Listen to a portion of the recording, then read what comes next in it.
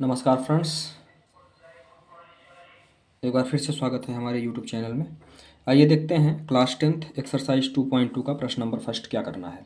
बोल रहा है कि find the zeros of the following quadratic polynomials. पहले तो आपको इसके क्या करने हैं, जीरो फाइंड करने हैं। ठीक है, फाइंड द जीरोज। तो सबसे पहले जो भी इक्वेशंस दी गई है इसके जीरो फाइंड करने हैं। जो भी पॉलिनोमियल्स मुझे दिया गया है उसके जीरोज फाइंड करने हैं। इसके बाद क्या कह रहा है, verify the relationship between zeros and coefficient. Zeros and coefficient के बीच में आपको क्या करना है, रिलेशनशिप दिखाना है। तो चलिए इस प्रश्न को देखते हैं। इसमें कई पार्ट हैं, ये पहला पार्ट है। इसको कैसे सॉल्व कर सकते हैं, तो सबसे पहले हम देखेंगे कि इसके हम क्या करेंगे, मिडिल टर्म स्प्लिटिंग करके क्या करेंगे, जीरोज निकालेंगे। अब यहाँ सबसे बड़ी पावर क्या है, 2 है, तो इसका हम जीरो, इसके जीरो कैसे फाइंड कर सकते हैं ये देखते हैं। कितने जीरोज निकलेंगे, पावर 2 है मतलब 2 जीरोज निकलेंगे। सबसे पहले मिडिल टर्म स्प्लिटिंग करेंगे। कैसे करेंगे, इसका और इसका आपस में हम क्या करते हैं, मल्टीप्लाई कर देते हैं। तो मेरा ये जो मल्टीप्लाई आएगा वो कितना आएगा, ये आ गया मेरा मल्टीप्लाई 8x² और यहाँ माइनस है सिंगल सिर्फ 8 में, तो ये हो जाएगा -8x²। अब हमको इसको क्या करना है, ऐसे तोड़ना है कि जो है इस 8 को, इस 8 का हमको क्या करना है, इस 8 को देखते हैं कि ये किस किस के टेबल में आता है। तो ये आता है, तो ये क्या होगा, ये सबसे पहले तो 2 हो जाएगा और इसके बाद ये क्या हो जाएगा, 4 हो जाएगा। 4 2 जा 8। ठीक है, तो इसके दो प्रोडक्ट निकले, एक तो ये 4 की टेबल में आएगा और एक ये 2 की टेबल में आएगा। आ गया समझ में। अब आगे चलते हैं, आगे क्या कर सकते हैं इसमें, तो इसको अब इस वैल्यू को हमको यहाँ पे जमाना है। अब जमाना कैसे है, मल्टीप्लाई करूँ तो मुझे 8x² मिले और यदि मैं उसको जोड़ दूं तो मुझे -2x मिले। ठीक है, तो चलिए देखते हैं इसको कैसे कर सकते हैं। सबसे पहली चीज़ तो ये क्या है, x², इसको हम x² को सीधे सीधे क्या कर देंगे, उतार देंगे। उतारने के बाद हम आगे क्या कर सकते हैं, यह 2 है, यदि मैं इसको +2 -4 में लिखना चाहूँ तो क्या ये मेरा सही रहेगा, एक बार चेक कर लेते हैं। 4 में 2 का मल्टीप्लाई करेंगे, ये पॉजिटिव है ये निगेटिव है, 4 में 2 का मल्टीप्लाई करेंगे तो मुझे -8x² ही मिलेगा। ठीक है भाई, x² हो गया, माइनस माइनस और प्लस क्या हो गया, माइनस हो गया। तो इसका यदि मैं मल्टीप्लाई किया तो मुझे क्या मिल गया, -8x² जो मुझे चाहिए था। यदि मैं अब इसको जोड़ूं, 4 में ये -4 है, ये +2 है, यदि इन दोनों को आपस में मैं जोड़ता या घटाता हूं तो मुझे -2x ही मिलेगा। मतलब जो भी मैंने स्प्लिटिंग किया है मिडिल टर्म की, वो मेरी बिल्कुल क्या है, सही है। ठीक है, अब आइए देखते हैं। अब हम क्या करते हैं, अगली टर्म में इन दोनों को और इन दोनों का आपस में क्या कर देते हैं, पेयर बना देते हैं। पेयर क्यों बनाते हैं वो समझ में आ जाएगा। अभी क्या करेंगे, यहाँ से इन दोनों से कॉमन क्या निकल रहा है भाई, इन दोनों से कॉमन निकल रहा है x, तो हम ले लेंगे x+2। आ गया, x कॉमन ले लिया तो यहाँ से एक x बचा और यहाँ से x कॉमन लिया तो 2 बचा। यहाँ आप माइनस कॉमन ले लो, माइनस के साथ साथ मेरे हिसाब से या आपके हिसाब से भी दोनों में 4 कॉमन निकल रहा है। तो यदि आप 4 कॉमन लोगे तो यहाँ पे मुझे क्या मिला, x+2, क्योंकि यहाँ से आपने माइनस भी कॉमन लिया है तो ये माइनस आपका बाहर आ गया। ठीक है, आया समझ में, ये हो गया 0। अब x+2 और x+2 दो बार है तो इसको हम क्या करते हैं, एक बार लिखते हैं।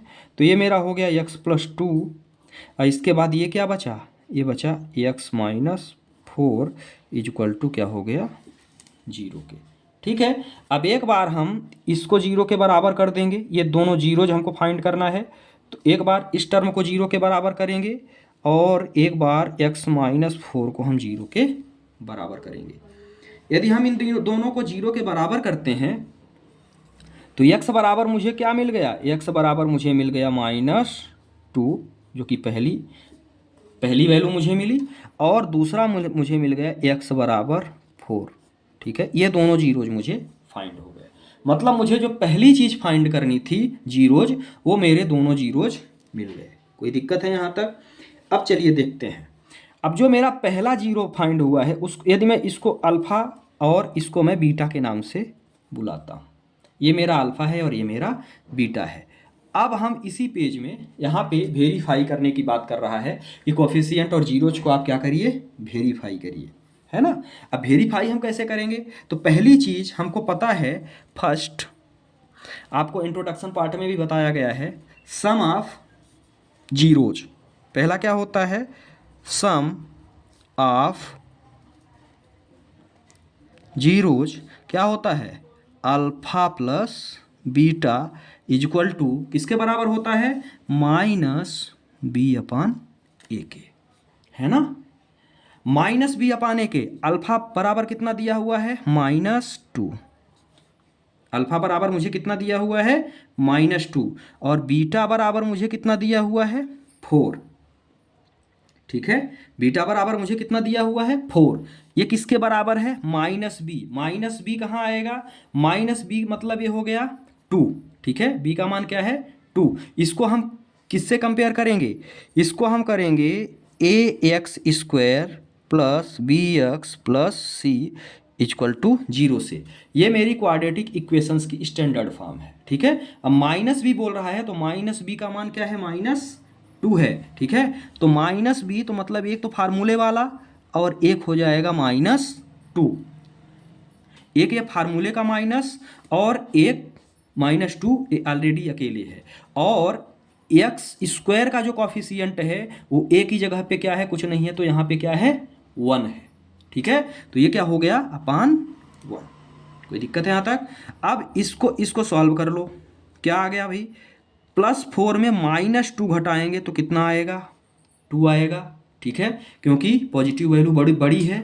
और इसके बाद जब हम यहाँ आगे आएंगे तो यहाँ आ गया माइनस माइनस, 2 माइनस का मल्टीप्लाई आपस में होता है तो हो जाती है पॉजिटिव।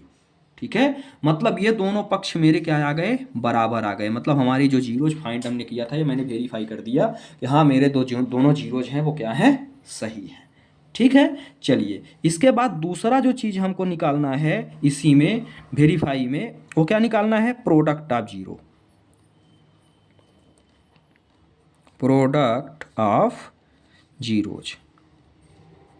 ये क्या होता है, प्रोडक्ट ऑफ जीरो होता है alpha dot beta equal to किसके बराबर होता है, ये होता है c अपान ए के। ठीक है, अल्फा आपने कितना निकाला भाई, अल्फा आपने निकाला -2, ये निकला हुआ है ना। और बीटा आपने कितना निकाला, 4 के बराबर निकाला। c कितना है भाई आपके पास, c अब यहाँ से देखेंगे क्या है, -8, तो ये कितना आ गया, -8 अपान 1, तो ये कितना आ गया, -8 इक्वल टू -8। ये मेरा हो गया वेरीफाई। ठीक है, तो इस प्रश्न को हम जितना इसमें लिखा गया है वीडियोज में, इतनी चीज़ें यदि आप लिख देंगे तो आपको पूरा नंबर मिलेगा। ठीक है, ये प्रश्न आता है आपके पेपर्स में, कभी कभी तो ये डायरेक्ट ये पॉलिनोमियल्स की इक्वेशंस ही दे देता है और बोल देता है दोनों जीरो होंगे। ये ऑब्जेक्टिव टाइप में भी आता है, ये आपके एग्जाम के हिसाब से ऑब्जेक्टिव टाइप के हिसाब से ये भी इम्पॉर्टेंट प्रश्न है। ठीक है, तो इसको एक बार देख लेंगे, जहाँ नहीं समझ में आएगा उसको आप क्या करेंगे, कमेंट बॉक्स में बताएंगे। तो ये रहा 2.1 का क्वेश्चन नंबर फर्स्ट।